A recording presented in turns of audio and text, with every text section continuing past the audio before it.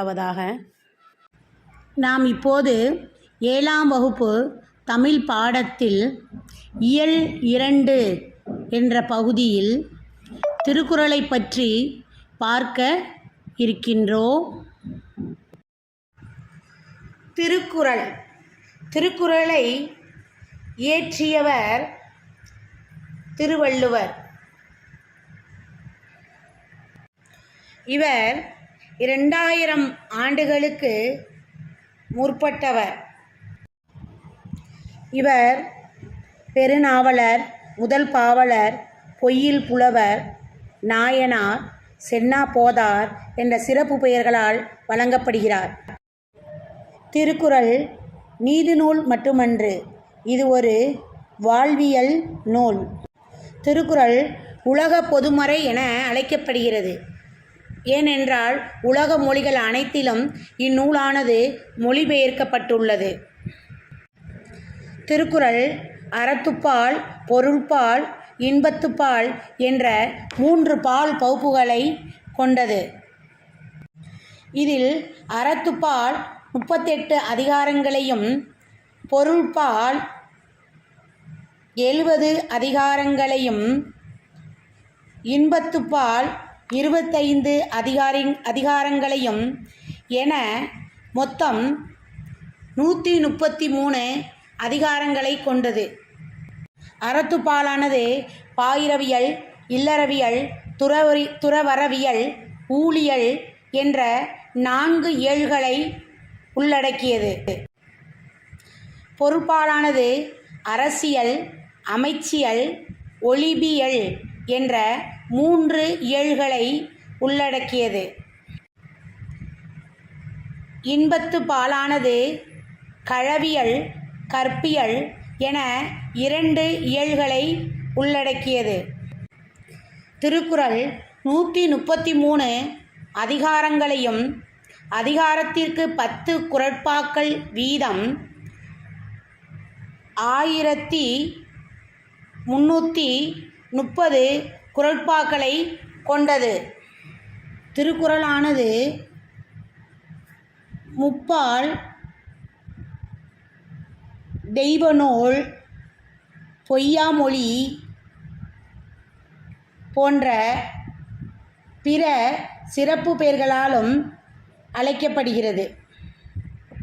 நமக்கு கொடுக்கப்பட்ட பாடப்பகுதியில் அழுக்காராமையில் 2 குறள்களும், புறங்கூறாமையில் 2 குறள்களும், அருளுடைமையில் 2 குறள்களும், வாய்மையில் 3 குறள்களும், இறைமாட்சியில் குறள் 1ம் ஆக 10 குறள்கள் நமக்கு கொடுக்கப்பட்டுள்ளன. அணுவை துளைத்து 7 கடலை புகட்டி குறுக தரித்த குறள். ஔவையார் கடுகை விட சிறியது அணு, அதன் நடுவே துளை போட்டு அத்துளையினுள் 7 கடல்களின் நீரையும் புகுத்தி குறுகிய பின் எவ்வாறு இருக்குமோ அது போலாம் திருக்குறள். அத்தகைய குறள் படைத்த திருவள்ளுவ பெருமானை வாழ்த்தி வணங்குவோம் என்று ஔவையார் திருக்குறளின் பெருமையை போற்றுகிறார். மனித சமுதாயத்தை ஆழ்ந்து நோக்கி அஃது எவ்வாறு வாழ வேண்டும் என்று சிந்தித்து எழுதப்பட்ட நூல் திருக்குறள். இது போன்ற ஒரு நூல் உலகில் எந்த மொழியிலும் இல்லை என்பர். அத்தகைய பெருமிதம் உள்ள திருக்குறளை படிப்போமா? மாணவ செல்வங்களே, குறள் எண் 161 அழுக்காராமை. ஒரு ஊருக்கு ஒரு முனிவர் ஒருத்தர் வர்றார். அவரை பார்க்க மக்கள் கூட்டமாக போகிறாங்க. அவருடைய புகழ் எங்கே பார்த்தாலும் பரவி இருக்குது. உடனே இந்த செய்தி அரசருக்கு தெரிஞ்சிருச்சு. அரசனுக்கு இந்த செய்தி கேள்விப்பட்ட உடனே சரியான பொறாமை வந்துருச்சு. என்னடா இது, நம்ம இந்த நாட்டை ஆளக்கூடிய அரசன், போர் வீரன், நம்மளுக்கு சேவகம் செய்ய எத்தனையோ பேர் இருக்காங்க. ஆனால் நம்மளை விட அவர் என்ன அவரை புகழ் வாய்ந்தவங்க, அவரை பார்க்க மக்கள் இப்படி கூட்டம் கூட்டமாக போகிறாங்களே அப்படின்னு அமைச்சர்கிட்ட கூப்பிட்டு கேட்குறாரு. என்ன அமைச்சா இப்படி அவர் என்ன அவ்வளோ பெரியவரா அப்படின்னு. உடனே அமைச்சர் அதற்கு, அரசே நம்ம நேரடியாக போய் அந்த முனிவரை பார்த்து என்னென்னு தெரிஞ்சுக்குவோன்னு சொல்கிறாங்க. உடனே 2 பேரும் முனிவரை பார்க்க போகிறாங்க. போயிட்டு முனிவருக்கு வணக்கம் செலுத்துகிறாங்க. முனிவரும் அவங்கள அன்பாக வரவேற்கிறார். முனிவர்கிட்ட இந்த அரசர் கேட்குறாரு, முனிவரே எனக்கு ஒரு சந்தேகம். நான் இந்த நாட்டை ஆளக்கூடிய அரசன், என்னையை விட நீங்கள் எதில் உயர்ந்தவர்? உங்களை பார்க்க மக்கள் இப்படி அலமோதுறாங்களே, என்ன காரணம் அப்படின்னு கேட்குறாங்க. உடனே முனிவர் சிரிச்சுக்கிட்டு, அந்த வானத்தில் தெரியுதே அது என்ன அரசரே அப்படின்னு கேட்குறாரு. உடனே அதுக்கு அரசர், அது நிலா அப்படின்னு சொல்கிறார். உடனே முனிவர் அங்கே கீழே மலர்ந்துள்ள அந்த மலரை பார்த்து, அது என்ன அப்படின்னு கேட்குறாரு. அது என்ன, அது ரோஜா மலர் அப்படின்னு அந்த அரசர் சொன்னார். உடனே அந்த முனிவர் அந்த நிலாவை பார்த்து, அந்த நிலா என்னைக்காவது இந்த மலர் மாதிரி வாசனை தரணும்னு நினச்சிருக்குதா அப்படின்னு அரசரை பார்த்து கேட்குறார். இந்த ரோஜா என்னைக்காவது இந்த நிலாவை போல் ஒளி கொடுக்கணும்னு நினச்சிருக்குதா அப்படின்னு கேட்குறாரு. அவங்க தனி திறமையில் அவங்கவுங்க வல்லவங்க. ஒவ்வொரு மனிதர்களும் அவங்கவுங்களுக்குன்னு ஒரு தனி திறமைகள் இருக்குது. உங்களுக்குன்னு ஒரு தனித்திறமை இருக்கு இல்லையா? நீங்கள் வாள் எடுத்து போர் தொடுப்பீங்க, அந்த மாதிரி என்னால் முடியாது. இது மாதிரி ஒவ்வொருத்தருக்குள்ளும் ஒவ்வொரு வகையான தனித்திறமைகள் இருக்குது. அந்த தனித்திறமைகளை நம்ம போற்றி நம்ம பாதுகாக்கணும், பொறாமை கொள்ளக்கூடாது அப்படின்னு அவர் சொல்லிட்டு, இதுக்கு தான் வள்ளுவர் பெருந்தகை ஒழுக்காரா கொள்க ஒருவன் தன் நெஞ்சத்து அழுக்காறு இல்லாத இயல்பு என்று சொல்கிறார். ஆமாங்க, நான் பிறரோடு ஒப்புமைப்படுத்தி பார்த்தோம்னா நமக்குள்ள பொறாமை தாங்க ஏற்படும். தனக்குத்தானே ஒப்புமைப்படுத்தி பார்த்தோம்னா நமக்கு நாமே நம்ம வளர்த்து கொள்ளலாம் நம்முடைய திறமையை. குறள் எண் 169. அதிகாரம் அழுக்காராமை. ஒரு நாள் ஒரு 10 மனிதர்கள் ஓரிடத்தில் அமர்ந்து இறைவனை வேண்டி தவம் செய்தார்கள். தமக்கு வரம் வேண்டும் என்பதற்காக இறைவனை வேண்டி கடும் தவம் செய்தார்கள். கடவுள் அவர்கள் முன்னாடி தோன்றினார். அவங்கள்ட்ட கடவுள் கேட்டார், உங்களுக்கு என்ன வர வேணும், எதற்காக நீங்கள் தவம் செய்கிறீங்க, என்ன வர வேணும் சொல்லுங்கள், நான் தர்றேன்னு சொன்னார். கடவுள்கிட்ட அந்த 10 பேரில் 9 பேர் மட்டும் கடவுள்கிட்ட கேட்டாங்க, எனக்கு வற்றாத செல்வம் வேணும், எங்களுக்கு வற்றாத செல்வம் வேணும், பெரிய பதவிகள் வேணும், புகழ் வேணும், எங்களுக்கு பேரழகு வேணும் அப்படின்னு இறைவன்கிட்ட கேட்டாங்க. கடவுளும் அப்படியே ஆக கடவுது, நான் நீங்கள் கேட்ட அனைத்தையும் நான் தர்றேன் அப்படின்னு வற்றாத செல்வத்தையும் பெரிய பதவிகளையும் புகழையும் பேரழகையும் அவர் தந்தார்.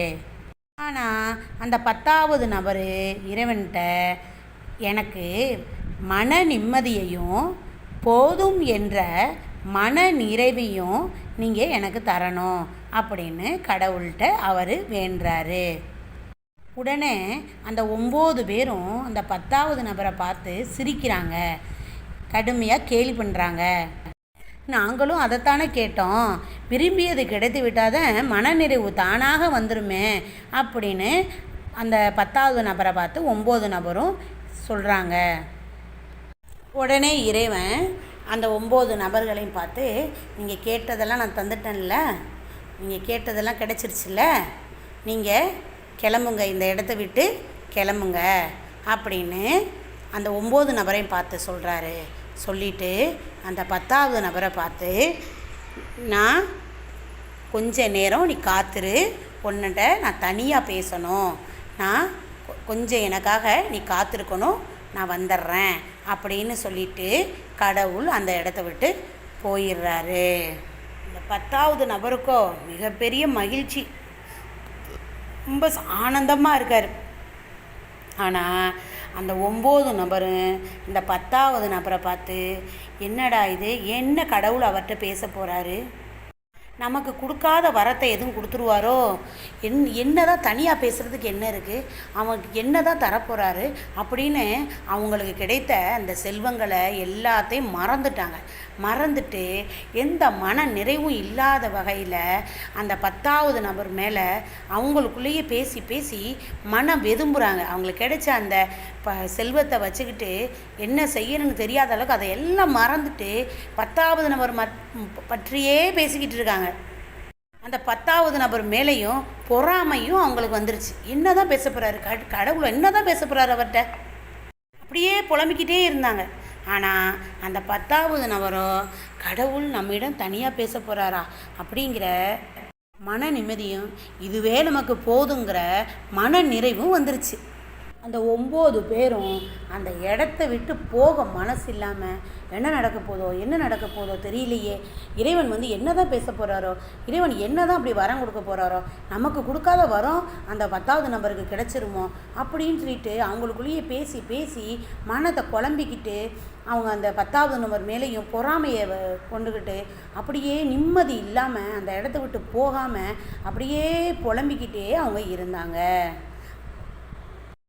ஆனால் அந்த 10வது நபரோ அமைதியாக மன நிம்மதியாக நமக்கு எல்லாமே கிடைச்சிருச்சு அப்படிங்கிற மன நிம்மதியும் மன நிறைவும் இதுவே நமக்கு போதும், இந்த நிம்மதியே நம்ம வாழ்நாளுக்கு போதும் அப்படிங்கிற மன நிறைவோட மகிழ்ச்சியாக ஆனந்தமாக அவர் இருந்தார்.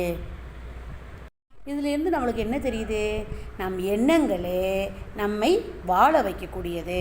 நாம் 10வது மனிதனாக இருக்கிறோமா அல்லது 10வது என்ற மனிதனாக இருக்கிறோமா என்பதை நாம் முதல்ல முடிவு செய்யணும்.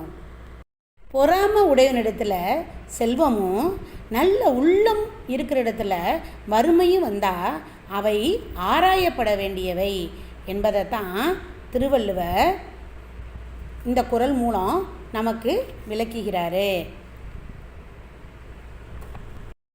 பொறாமை கொண்டவருடைய செல்வமும் பொறாமை இல்லாதவருடைய வறுமையும் சான்றோர்களால் ஆராயப்படும் அப்படின்னு சொல்லி தான் அவ்விய நெஞ்சத்தான் ஆக்கமும் செவ்வியான் கேடும் நினைக்கப்படும். அவ்விய நெஞ்சத்தான் ஆக்கமும் செவ்வியான் கேடும் நினைக்கப்படும் என்று வள்ளுவர் பெருந்தகை நமக்கு இந்த குறள் மூலம் தெளிவுபடுத்துகிறார். எனவே பொறாமை குணத்தவனிடம் செல்வம் இருந்தாலும் அது சிறுமையே, நல்லவர்களிடத்தில் வறுமை இருந்தாலும் அது பெருமையே. குறள் எண் 184. அதிகாரம் புறங்கூறாமை. ஒரு காட்டில் ஒரு சிங்கம் ஒன்று இருந்துச்சு. அந்த சிங்கம்தான் அந்த காட்டுக்கே ராஜாவாம். திடீர்னு அந்த சிங்கத்துக்கு உடல் நல குறைவு ஏற்பட்டுச்சு. உடனே எல்லா விலங்குகளும் வந்து சிங்கத்தை பார்த்துட்டு நலம் விசாரிச்சுட்டு போய்கிட்டே இருந்தாங்க. சிங்கத்துக்கு சேவகம் செய்யணும்னு ஒரு ஓநாய் ஒன்று சிங்கத்துக்கு பக்கத்திலேயே இருந்து சிங்கத்தை கவனிச்சுக்கிட்டு வந்துச்சு. சிங்கத்துக்கு ஒரு நரியோட சண்டை, ஏற்கனவே அவங்க 2 பேருக்குள்ள ஒரு சண்டை. சிங்கத்துக்கு உடம்பு சரியாக போன நேரம் பார்த்து அந்த நரி பக்கத்து காட்டுக்கு போயிருந்துச்சு. நரிக்கு மட்டும் தெரியவே தெரியாது சிங்கத்துக்கு உடல்நலம் சரியில்லைன்னு. எல்லா விலங்குகளும் பார்த்துட்டு போச்சு, நரி மட்டும் வரலை. இதை பயன்படுத்தி ஓநாய் சிங்கத்திட்ட போய், சிங்கராஜா இந்த நரிக்கு பாருங்களேன் எவ்வளவு திமுரு, நீங்கள் காட்டுக்கே ராஜா, உங்களை உடம்பு சரியில்லை, உங்களுக்கு கூட நலம் விசாரிக்கலை, எவ்வளவு திமுரு பாருங்களேன் அப்படின்னு கோல் சொல்லி வச்சிருந்துச்சு. சிங்கத்துக்கு கடுமையான கோபம் அந்த நரி மேலே, வரட்டு நான் பார்த்துக்கிறேன் அப்படின்னு சொல்லிச்சு. நரியும் ஒரு நாள் பக்கத்து காட்டிலேருந்து சொந்த காட்டுக்கு திரும்பி வந்துருச்சு. அப்போ சிங்கத்துக்கு ரொம்ப முடியலையேன்னு கேள்விப்பட்டு சிங்கத்தை பார்க்க இந்த நரி வந்துச்சு. உடனே ஓனாய் போய் சிங்கத்திட்ட நரி வருது ராஜா பார்த்துக்குங்க, எனக்கு ரொம்ப துமுறு, இப்போ தான் அந்த நரி வருது உங்களை பார்க்கன்னு சொன்னுச்சு. உடனே சிங்கம் வரட்டு வரட்டு நான் பார்த்துக்கிறேன், நீ அமைதியாக இரு அப்படின்னு சொல்லிருச்சு ஓனாயிட்ட. நரி வந்துச்சு சிங்கத்தை பார்த்து, ராஜா நல்லா இருக்கீங்களா அப்படின்னு விசாரிச்சிச்சு. உனக்கு எவ்வளவு திமுரு, நீ உடம்பு சரியில்லைன்னு சொன்னோடனே நான் தளர்ந்துட்டேன்னு சொன்னோடனே நீ என்னை வந்து பார்க்கக்கூட உனக்கு முடியலை அப்படித்தானே அப்படின்னு நரிகிட்ட சிங்கம் கோவப்பட்டுச்சு. நரிக்கு புரிஞ்சு போச்சு, இதெல்லாம் ஓனாயோட வேலை தான், ஏதோ சிங்கத்திட்ட சொல்லி வச்சுருக்கு நம்மளை பற்றி அப்படின்னு நரி தந்திரம் பண்ண ஆரம்பிச்சிச்சு. நரி சொன்னிச்சு, ராஜா உங்களுக்கு உடம்பு சரியில்லைன்னு தெரிஞ்சவொன்னு தான் நான் பக்கத்து காட்டில் போயிட்டு உங்களுக்கு உடம்பு நல்லா போகணும்னா என்ன செய்யணும் அப்படின்னு மருத்துவரை பார்க்க போயிருந்தேன்னு சொன்னிச்சு. உடனே சிங்கம், அப்படியா, என்னாச்சு, என்ன சொன்னாங்க மருத்துவர்னு கேட்டுச்சு. உடனே நரி சொன்னிச்சு, ஒன்றும் இல்லை ராஜா, ஒரு ஓனாயோட தோலை நீங்கள் போத்துக்கிட்டீங்கன்னா உங்களுக்கு உடல்நலம் சரியாக போயிடுமா அப்படின்னு சொன்னிச்சு. உடனே சிங்கம் அந்த ஓனாயை சாகடிச்சு அந்த தோலை எடுத்து போத்துச்சான். அந்த ஓனாய் செத்து போயிருச்சு. அதாங்க, ஒருவர் முன்னிலையில் அவருடைய குறைகளை பிறரிடம் சொன்னாலும் அவர் நேரில் இல்லாத போது அவரை இகழ்ந்து பேசக்கூடாது என்பதை தான் வள்ளுவர் பெருந்தகை கண்ணின்று கண்ணறச் சொல்லினும் சொல்லற்க முன்னின்று பின்னோக்கா சொல் என கூறுகிறார். புறங்கூறினால் அழிவு ஏற்படும், பிறர் நலம் பேசுவது நமக்கு மகிழ்வு ஏற்படும். இதனை தான் வள்ளுவர் ஒருவருக்கு நேர் நின்று கடுமையான சொற்களை சொன்னாலும் சொல்லலாம், ஆனால் அவர் இல்லாத போது புறங்கூறுதல் கூடாது. இதைத்தான் கண்ணின்று கண்ணற சொல்லினும் சொல்லற்க முன் நின்று பின்னோக்கா சொல் என வள்ளுவர் கூறுகிறார். குறள் எண் 190. அதிகாரம் புறங்கூறாமை.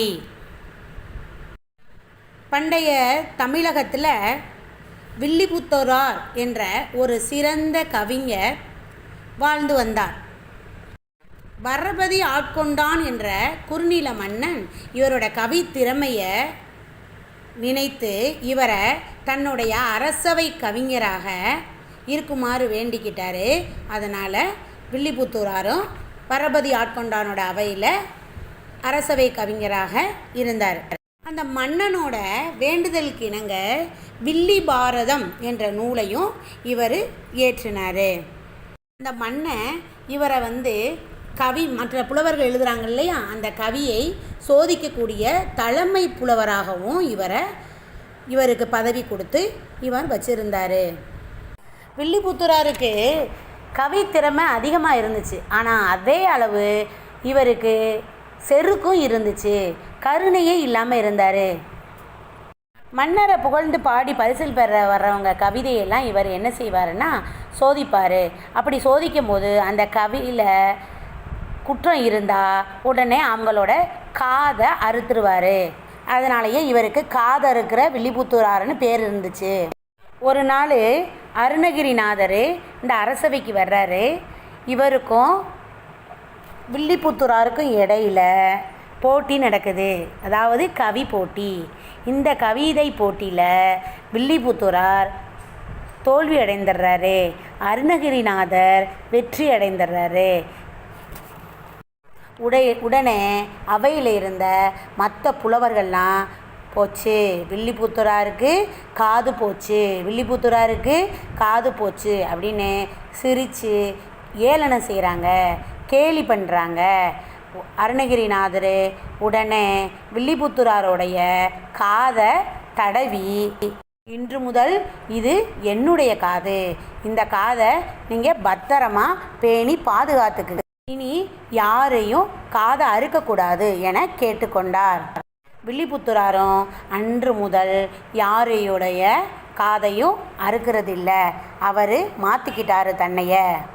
பிறரது குற்றத்தை காண்பது போல் தன் குற்றத்தை ஒருவன் காண நேர்ந்தால் அவரது உயிருக்கு தீங்கு நேராது என்பதை தான் வள்ளுவர் ஏதிலார் குற்றம் போல் தங்குற்றம் காண்கிற்பின் தீதுண்டோ மண்ணும் உயிர்க்கு என்ற குறள் வழி நமக்கு விளக்குகிறார். பிறருடைய குற்றத்தை பார்த்தா நமக்கு துன்பம்தான் ஏற்படும். நம் குற்றத்தை நாம் உணர்ந்தால் நமக்கு உயர்வு தான் ஏற்படும். அதை தான் இந்த திருக்குறளில் வள்ளுவர் பெருந்தகை பிறருடைய குற்றத்தை காண்பது போல தன்னுடைய குற்றத்தையும் காண்பவருடைய வாழ்வில் துன்பம் இல்லை என்பதனை ஏதிலார் குற்றம் போல் தம் குற்றம் காண்கிற்பின் தீதுண்டோ மண்ணும் உயிர்க்கு என்று விளக்குகிறார். குறள் எண் 241 அதிகாரம் அருளுடைமை. ஒரு கிராமத்தில் ஒரு விவசாயி ஒருத்தர் வாழ்ந்து வந்தார். அந்த விவசாயி நிறைய மாடுகளை வளர்த்து வந்தார். அந்த மாடுகள் மூலம் வரக்கூடிய செல்வத்தை வச்சு ஒரு பெரிய வீடு கட்டினார். அவங்க 2 பேரையும் நல்ல பள்ளிக்கூடத்தில் சேர்த்து விட்டார். அந்த பசங்களும் நல்ல பண்புள்ளவர்களாக வளர்ந்து வந்தாங்க. வீட்டில் உள்ள அந்த மாடுகள்கிட்ட ரொம்ப பிரியமாக பாசமாக நடந்துக்குவாங்க.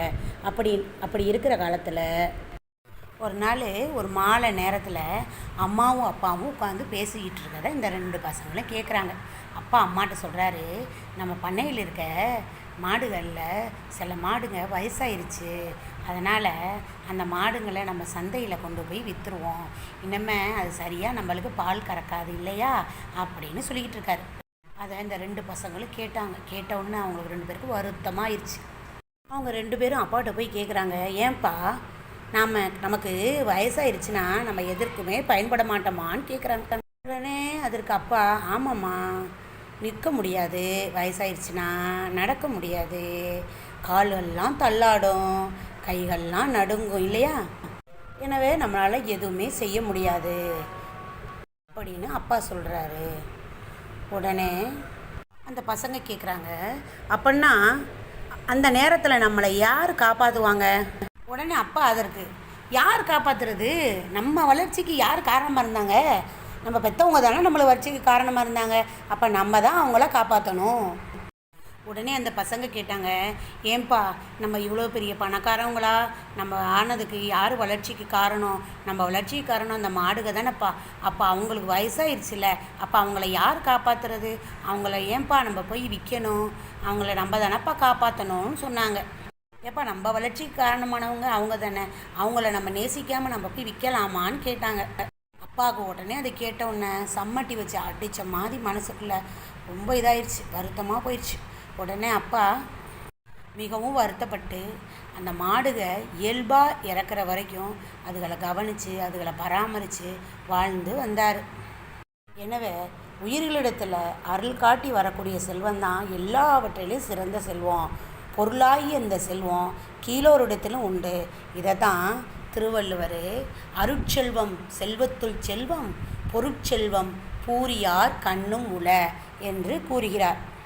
வெறும் பொருட்செல்வம் வறுமையை தான் தரும், பொருளின்றி வரக்கூடிய அருட்செல்வம் செழுமையை தரும். எனவே அருளாகிய செல்வமே செல்வங்களுள் சிறந்த செல்வமாகும். பொருட்செல்வம் இழிந்தாரிடத்திலும் உள்ளது.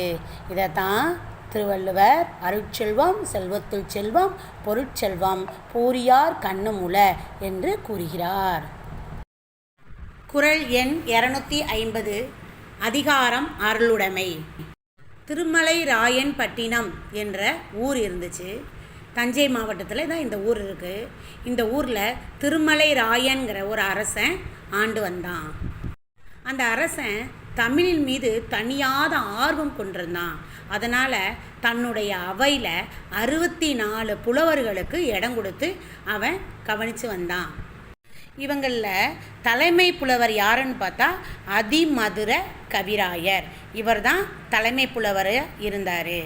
இந்த புலவர்கள் 64 பேருக்கும் தண்டிகை புலவர்னு பேர் இருந்தது. இவங்க தன்னை மிஞ்ச யாருமே இல்லை அப்படிங்கிற செருக்கு ஆணவத்தோடையே இருந்தாங்க.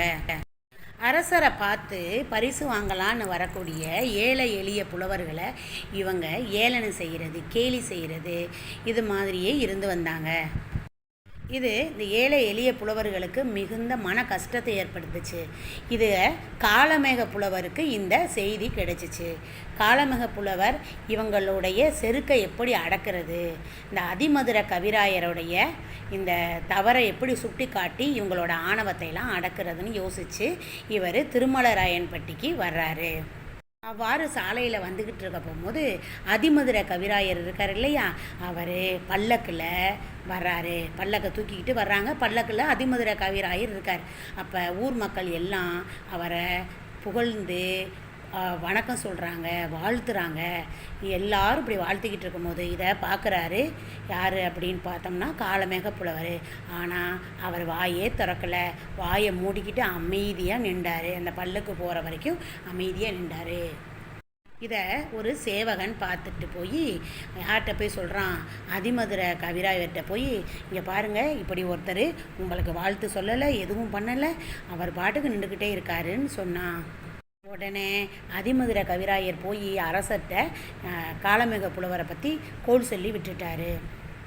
உடனே அரசன் காளமேக புலவரை போய் கூட்டிகிட்டு வாங்கன்னு சொல்லி தன்னுடைய படையில் உள்ள சேவகர்களை அனுப்பி வைக்கிறாங்க. உடனே சேவகர்கள் வந்து கூட்டிகிட்டு வர அரசவைக்கு காளமேக புலவர் வர்றாரு. வந்த காளமேக புலவர் அரசரை வாழ்த்துறாரு, வணங்குறாரு.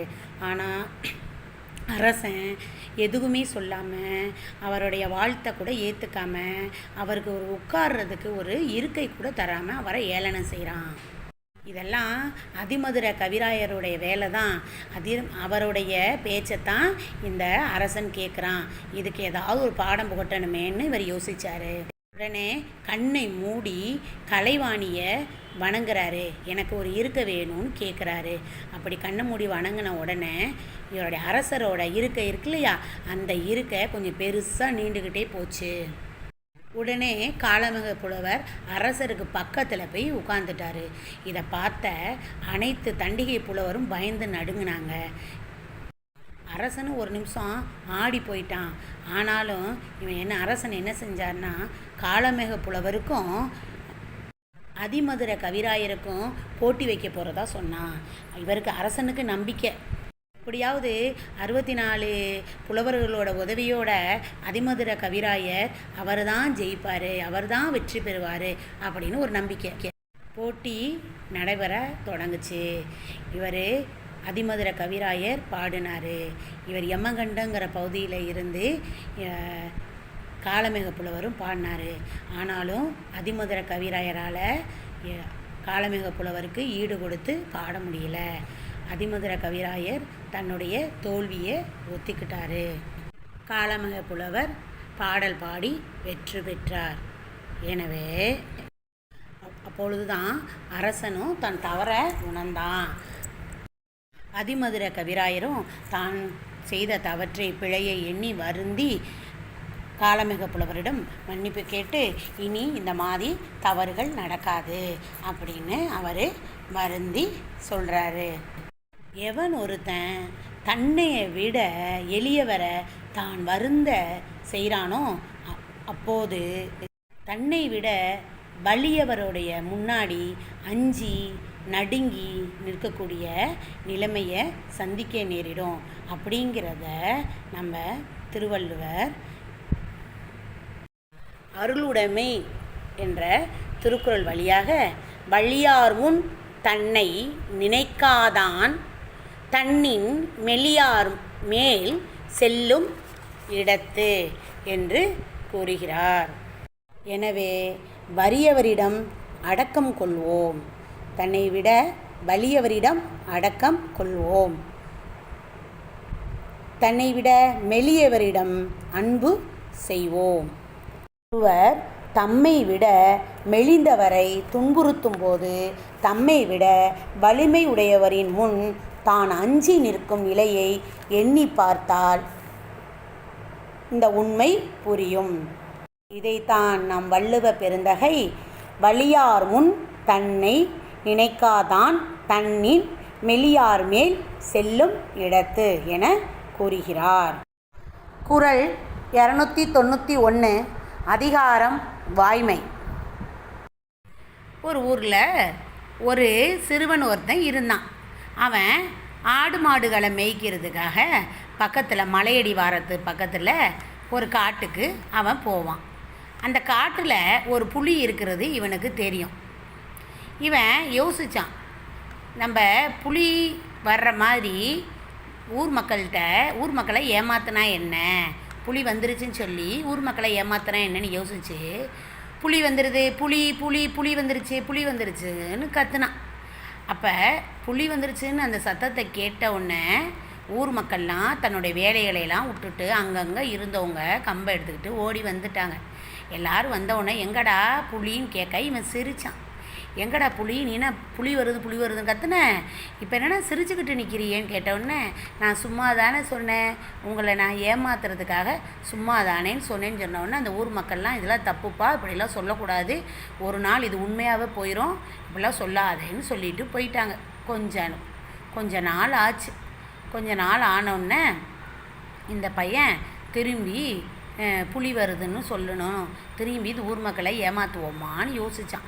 அதே மாதிரி என்ன செஞ்சான், புலி வருது, புலி வந்துருச்சுன்னு கத்துன உடனே மாதிரியே ஊர் மக்கள்லாம் என்ன செஞ்சாங்க, அங்கங்கே இருந்தவங்க தன்னுடைய வேலையிலெல்லாம் போட்டுட்டு ஓடி வந்தால் திரும்பி அந்த பையன் பழையபடி சிரிச்சுக்கிட்டே அவன் நின்ற உடனே இவங்களுக்கு கோவம் வந்துருச்சு. என்னடா இப்படி பண்ணுற, எவ்வளோ வேலை எங்களுக்கு, எல்லா வேலையும் போட்டுட்டு நீ சொன்ன ஒன்று ஓடி வந்தோம்லடா, ஏன்டா இப்படி பண்ணுறேன்னு அவனை சத்தம் போட்டுட்டு போயிட்டாங்க. உண்மையாகவே ஒரு நாள் புலி வந்துச்சு. இவன் புலி வருதுன்னு கத்துனான். என்ன தான் கத்துனாலும் இவங்க மக்கள்லாம் என்ன செஞ்சாங்க, இவனுக்கு வேறு வேலையே இல்லை, எப்போ பார்த்தாலும் விளையாடுறதே வேலையாக போச்சு. புலி வருதுன்னு சொல்லி நம்ம வேலையெல்லாம் கெடுத்து நம்மளை ஏமாத்துறதே இவனுக்கு வேலையாக போச்சு. என்ன இந்த பையன் இப்படி பண்ணுறான், தன்னை மாற்றிக்கவே மாட்டானா இவன் அப்படின்னு சொல்லிட்டு அவங்க யாருமே வராமல் அவங்கவுங்க வேலையை அவங்கவுங்க பார்க்க ஆரம்பிச்சிட்டாங்க. ஆனால் அந்த புலியை என்ன செஞ்சு அந்த பையனை அடித்து சாப்பிட்ருச்சு. அவனோட வார்த்தைகளை பொய்யாக விளையாட்டாக சொன்னதுனால அவனோட வார்த்தைகளை அவன் உயிரை வாங்கிருச்சு. அதனால் யாருக்கும் தீங்கு நேராமல் சொல்கின்ற வார்த்தை தான் வாய்மை என்பதை திருவள்ளுவர் வாய்மை எனப்படுவது யாதெனின் யாதொன்றும் தீமை இல்லாத சொல்லல், அதாவது வாய்மை எனப்படுவது மற்றவருக்கு தீங்கு தராத சொற்களை சொல்லுதல் ஆகும் என்று கூறுகிறார். உள்ளத்தில் தூய்மை இருந்தால் சொல்லில் உண்மை வரும், சொல்லு உண்மையானால் வாழ்வு மேன்மையாகும் அப்படின்னு சொல்கிறாரு. குறள் எண் 293, அதிகாரம் வாய்மை. யார் பெரியவர் என்று திருமாலும் பிரம்மாவும் ஒரு நாள் தங்களுக்குள் வாதம் செய்து கொண்டார்கள். பிரம்மா சொன்னார், உயிர்களை படைப்பது நான் தான், அதனால் நான் தான் பெரியவன்னு சொன்னார். ஆனால் திருமாலோ உயிர்களை காப்பவன் நான் தான், அப்போ நான் தான் பெரியவன்னு திருமால் சொன்னார். இப்படியா பிரம்மாவும் திருமாலும் பேசிக்கிட்டு இருக்கும்போது இவங்களுக்கு இடையில சிவபெருமான் தோன்றினார். இவங்க 2 பேரும் சிவபெருமான்கிட்ட தங்களுடைய கருத்தை சொன்னாங்க. உடனே சிவபெருமான், யார் என்னுடைய திரு அடியையும் திருமுடியையும் பார்க்குறாங்களோ அவங்க தான் பெரியவங்கன்னு சொன்னார். உடனே திருமால் வராகன் அவதாரம் எடுத்து பூமியை தோண்டிக்கிட்டு சிவபெருமானோட திருவடியை பார்க்க உள்ளே போகிறாரு. பிரம்மாவோ அன்னப்பறவை மீது ஏறி சிவபெருமானுடைய திருமுடியை பார்க்கறதுக்கு போகிறாரு. 2 பேரும் 2 திசையில் போய்கிட்டு இருக்க போகும்போது இவர் பூமிக்கு கீழே போகிறாரு, அவர் வானத்தில் போகிறாரு. வராகன் தோண்டி ரொம்ப பூமியை தோண்டிக்கிட்டே போயிட்டாரு. சிவபெருமானுடைய திருவடியை பார்க்க முடியல, ரொம்ப சோர்ந்து களைப்பாயிட்டார். திருமால் உடனே சிவபெருமானை வேண்டுறாரு, எப்படியாவது என்னை வெளியில் கொண்டு வந்துருங்க, என்னால் முடியலைன்னு. உடனே சிவபெருமானும் திருமாலை வெளியில் கொண்டு வந்துடுறாரு. மேலே போன பிரம்மா சிவபெருமானுடைய திருமுடியை பார்க்க முடியாமல் ரொம்ப தூரம் பறந்து போய்கிட்டே இருக்கார், ஆனால் பார்க்க முடியலை. அந்த நேரத்தில் மேலே இருந்து ஒரு தாழம்பூவோட ஒரு எதழ் ஒன்று பறந்து வந்து விழுகுது சிவபெருமானுடைய தலையில் இருந்து. அந்த தாழம்பூவை பிரம்மா பார்த்துட்டு நீ எங்கேருந்து வர்ற அப்படின்னு கேட்குறாரு. அதுக்கு அந்த தாழம்பூ சொல்லுது, நான் வந்து சிவபெருமானோட தலையில் இருந்து கீழே வந்தேன், விழுந்தேன் அப்படின்னு சொல்லுது. உடனே பிரம்மாவுக்கு ஒரு ஐடியா வந்துச்சு. நான் சிவபெருமானோட திருமுடியை பார்க்கறதுக்காக போனேன், என்னால் பார்க்க முடியல. ஆனால் நான் வந்து அங்கே போயிட்டு உன்னை அவரோட முடியிலேருந்து எடுத்துகிட்டு வந்ததாக வந்து சிவபெருமான்கிட்ட சொல்கிறேன், நீ அதுக்கு சாட்சி சொல்கிறியான்னு தாளம்பூட்ட கேட்குறாரு. உடனே தாளம்பூவும் சாட்சி சொல்கிறதுக்கு ஒத்துக்கிடுச்சு. வந்து சிவபெருமான்கிட்ட பிரம்மா வந்து இந்த மாதிரி நான் உங்கள் தலைமுடியை திருமுடியை பார்த்தேன், அதுலேருந்து தாளம்பூ எடுத்துகிட்டு வந்தேன்னு சொல்கிறாங்க. இதையெல்லாம் தெரிஞ்சவர் யார்? சிவபெருமான் தானே. இந்த உண்மையெல்லாம் அறிந்ததுனால சிவபெருமான் இந்த உலகத்திலேயே திருமால் தான் பெரியவர் அப்படின்னு சொல்லிட்டு பிரம்மாவுக்கு இந்த பூலோகத்தில் உனக்குன்னு ஒரு தனியாக கோயில் இருக்காது அப்படின்னு சொல்லிடுறாரு. பொய்ச்சாட்சி சொன்ன தாளம்பூவை இனி என்னுடைய சன்னிதானத்திலேருந்து உன்னைய நான் விலக்கிட்டேன் அப்படின்னு தண்டனை கொடுத்துட்றாரு. பின்னாடி தான் செய்த தவறுக்காக பிரம்மா மிகவும் வருந்துறாரு. இதிலேருந்து என்ன தெரியுது? ஒருவன் தான் பொய் என்று அறிந்த ஒன்றை பிறரிடம் கூறுவது தவறு. அவர் மனமே அவரை வருத்தும். அதை திருவள்ளுவர் தன்னெஞ்சு அறிவது பொய்யற்க பொய்த்தமின் தன்னெஞ்சே தன்னை சுடும் என்று கூறுகிறார். ஒருவனால் அறியாமல் சொல்லும் பொய் மன்னிக்கப்படும், அறிந்து சொல்லும் பொய்யானது தண்டிக்கப்படும். எனவே ஒருவர் தன் நெஞ்சறிய பொய் சொல்லக்கூடாது. அவ்வாறு கூறினால் அவர் நெஞ்சமே அவரை வருத்தும். குறள் எண் 294, அதிகாரம் வாய்மை. ஒரு இளைஞன் ஒருவன் காந்தியடிகளோட சமர்பதி ஆசிரமத்துக்கு பணிவிடைகள் செய்வதற்காக அங்கே வந்தான். அங்கே வந்து தங்கி அங்கே உள்ள குழந்தைங்களோட சந்தோஷமாக அன்பாக மகிழ்ச்சியாக பழகுனான். அங்கே இருந்து அந்த குழந்தைகளுக்கு நிறைய பணிவிடைகள் செய்து வந்தான். ஒரு நாள் அந்த ஆசிரமத்தில் உள்ள சிறுமி ஒருத்தி அவள் வந்து சமர்பதி ஆற்றங்கரையில் ஒரு எலுமிச்சப்பழத்தை வச்சு விளையாண்டுக்கிட்டு இருந்தான். இந்த இளைஞனும் அவளோடு சேர்ந்து விளையாண்டுக்கிட்டு இருந்தான். அப்படி விளையாண்டுக்கிட்டு இருக்க போகும்போது கடலுக்குள்ளே தூக்கி எறிகிற மாதிரி அவன் விளையாண்டுக்கிட்டே இருந்தவன் திடீர்னு தன்னோட பேண்ட்டு பாக்கெட்டில் அந்த எலுமிச்சப்பழத்தை போட்டுக்கிட்டான், ஒளிச்சு வச்சுக்கிட்டான். அந்த சிறுமிகிட்ட அந்த எலுமிச்சப்பழம் சமர்பதி ஆற்றில் விழுந்துருச்சு, அதனால் அதை வந்து எடுக்க முடியாது அப்படின்னு சொன்னான். அந்த சிறுமியோ நான் ஆற்றில் போய் இறங்கி நான் பார்த்துட்டு வரவா அப்படின்னு கேட்டா. இல்லை, அதை எடுக்க முடியாது, ஏன்னா அது ஆற்றுக்குள்ளே விழுந்துருச்சு அப்படின்னு அந்த இளைஞன் சொன்னான். அந்த சிறுமிக்கோ மிகவும் வருத்தமாக போயிடுச்சு. சரி அப்படின்னு சொல்லிட்டு அந்த சிறுமியும் இளைஞனும் திரும்பி என்ன செஞ்சுக்கிட்டு இருந்தாங்கன்னா ஆசிரமத்துக்கு வந்துக்கிட்டு இருந்தாங்க. அப்படி வந்துக்கிட்டே இருக்க போகும்போது இந்த இளைஞனுடைய பேண்ட் பாக்கெட்டில் இளைஞன் கர்ச்சிப்பை அந்த தன்னுடைய கை குட்டை இருக்கு இல்லையா, அதை அவன் எடுத்தான். அப்படி எடுக்க போகும்போது அந்த எலுமிச்சப்பழம் அவனை அறியாமையே கீழே விழுந்துருச்சு. அதை அந்த சிறுமி பார்த்துட்டு உடனே கோவப்பட்டு பொய் தானே சொன்னீங்க, அந்த பேண்ட் பாக்கெட்டில் தானே ஒளிச்சு வச்சுக்கிட்டு இருந்தீங்க, பொய் தானே நீங்கள் சொன்னீங்க அப்படின்னு கோவமாக வேகமாக ஆசிரமத்துக்கு வந்துட்டான். ஆசிரமத்துக்கு வந்த உடனே நேராக போய் காந்தியடிகள்கிட்ட போயிட்டு இந்த மாதிரி இந்த மாமா பொய் சொல்கிறாரு என்னட்ட அப்படின்னு சொன்னான். உடனே காந்தியடிகள் சிரிச்சுக்கிட்டு இருமான் அந்த குழந்தைய அமைதிப்படுத்திட்டு அந்த இளைஞன்கிட்ட என்ன நடந்ததுன்னு கேட்டார். உடனே இளைஞன் நடந்ததையெல்லாம் காந்தியடிகள்கிட்ட சொன்னான். உடனே காந்தியடிகள் அந்த இளைஞனிடம், இந்த பாருப்பா, விளையாட்டுக்கு கூட பொய் சொல்லக்கூடாது, அதுவும் குழந்தைகளிடம் பேசும்போது எப்போவுமே உண்மையை தான் பேச வேணும்.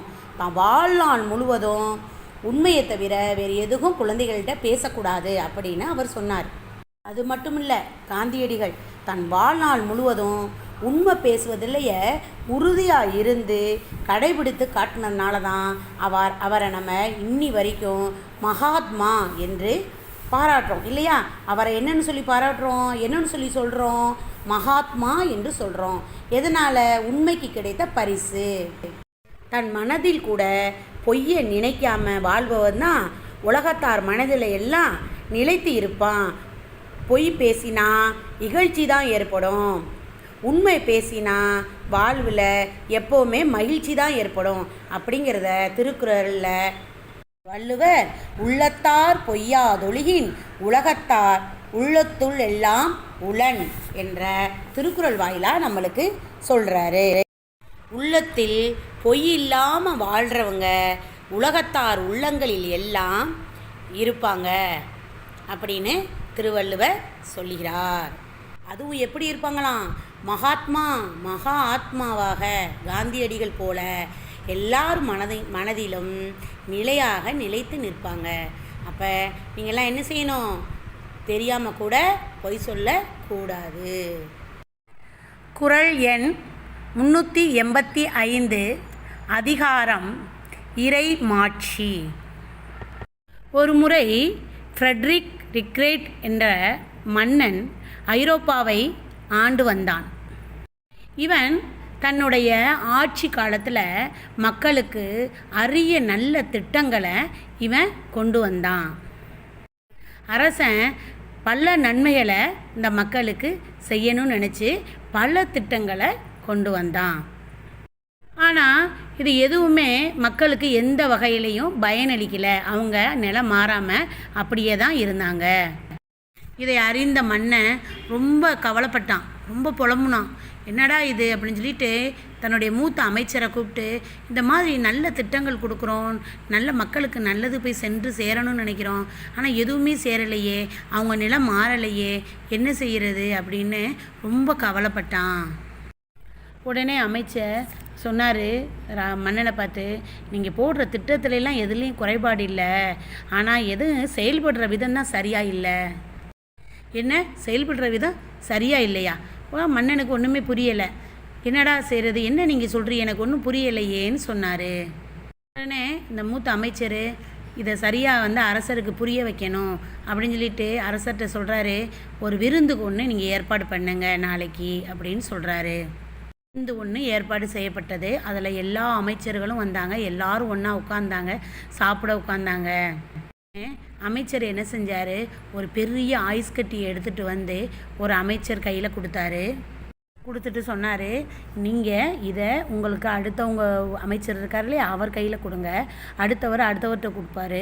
இப்படியே எல்லார் கையிலையும் போயிட்டு கடைசியாக மன்னரோட கையில் நீங்கள் கொடுங்க அப்படின்னு அந்த ஐஸ் கட்டியை அந்த முதல்ல இருக்கக்கூடிய அமைச்சர்கிட்ட கொடுத்தாரு. அந்த அமைச்சரும் அந்த ஐஸ் கட்டியை கையில் வாங்கிக்கிட்டு அதை அடுத்தவங்க கையில் கொடுத்தாரு. அடுத்தவங்க கையில் கொடுத்தாங்க. இப்படியா இறுதியில் மன்னரோட கையில் வந்துச்சு. மன்னரோட கையில் வரப்போகும்போது அந்த ஐஸ் கட்டியாக இல்லை, அது ஒரு 2 துளி நீராக மட்டும்தான் இருந்துச்சு. அந்த ஐஸ் கட்டி அப்படியே உருகி இறுதியாக மன்னர் கையில் 2 சொட்டு துளி நீராக மட்டும்தான் இருந்துச்சு. உடனே அமைச்சர் பாருங்கள், இந்த ஐஸ் கட்டியாக இருந்தது ஒவ்வொருத்தவங்க கையில் மாறி இறுதியாக வரப்போகும்போது துளியாக மாறுச்சு இல்லையா, அது மாதிரி தான் நீங்கள் செயல்படுத்துகிற திட்டம் எல்லாம் மக்களை நேரடியாக சென்று சேரலை, இடைத்தரகர்கள் மூலம் போய் கடைசியாக மக்களுக்கு செய்ய போகும்போது எப்படி உங்கள் கையில் வரும்போது 2 துளி சொட்டு தண்ணீராக மாறுச்சோ அதே மாதிரி தான் நீங்கள் செய்யக்கூடிய செயல்கள் அனைத்தும் எல்லா இடைத்தரகர்கள் மூலம் போயிட்டு கடைசியாக மக்களுக்கு சென்று சேர போகும்போது அது சரியாக போய் சேர்றதில்லை. மன்னரும் இதை நல்லபடியாக புரிஞ்சுக்கிட்டு அவர் நேரடியாகவே மக்களுக்கு செயல்களை செய்ய ஆரம்பித்தார். நல்ல திட்டங்கள் மூலம் மக்களுக்கு நல்ல செயல்களை செய்ய ஆரம்பித்தார். இதுலேருந்து என்ன தெரியுது, பொருள் வரும் வழிகளை உண்டாக்குவதிலும் பொருளை சேமித்து பாதுகாப்பதிலும் அதனை நல்ல வழியில் செலவிடுதலும் தேர்ந்தவரே நல்ல அரசன். சரியா? தான் நமது திருவள்ளுவர் இயற்றலும் ஈட்டலும் காத்தலும் காத்த வகுத்தலும் வல்லது அரசு என கூறுகிறார். இயற்றலும் ஈட்டலும் காத்தலும் காத்த வகுத்தலும் வல்லது அரசு. பொருளை சேர்த்தலும் காத்தலும் நமக்கு பலத்தை கொடுக்கும். அதனை நல்ல வழிகளில் செலவிடுதால் நமக்கு நலம் பயக்கும். இதைத்தான் வள்ளுவர் பொருள் வரக்கூடிய வழிகளை அறிதலும் அவ்வழிகளில் பொருள்களை சேர்த்தலும் சேர்த்த பொருளை பாதுகாத்தலும் காத்த பொருளை பயனுள்ள வகையில் திட்டமிட்டு செலவிடுதலும் சிறந்த அரசனின் செயலாகும் என்று இந்த குறள் வழி நமக்கு எடுத்துரைக்கிறார். இயற்றலும் ஈட்டலும் காத்தலும் காத்த வகுத்தலும் வல்லது அரசு.